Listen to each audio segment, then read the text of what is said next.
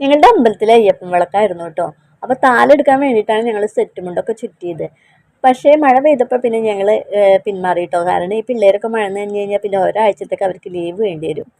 അപ്പോൾ ജസ്റ്റ് ഒന്ന് തൊഴുത് പോകാമെന്നുള്ള രീതിക്കാണ് ഞങ്ങൾ വന്നിട്ടുള്ളത്.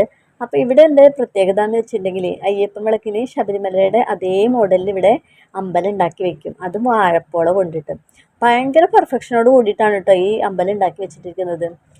ഇത് അവസാനം അയ്യപ്പനും ബാവരും തമ്മിൽ വെട്ടും തടവൊക്കെ ആയിട്ട് ഇത് പൊളിച്ചു മാറ്റും. അപ്പം അതൊന്നും ഞങ്ങൾക്ക് കാണാൻ പറ്റിയിട്ടില്ല. ഭയങ്കര രസമാണ് ഇത് കാണാൻ. അപ്പോഴത്തേക്കും താലെത്തിയിട്ടോ.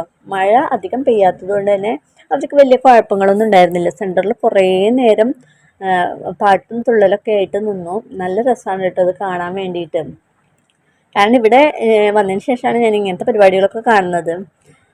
പിന്നെ അതിനുശേഷം അവിടെ ഭക്ഷണമൊക്കെ ഉണ്ടായിരുന്നു. അപ്പോൾ ഭക്ഷണം കഴിച്ചു, പായസമൊക്കെ കുടിച്ച് ഞങ്ങൾ പോന്നു.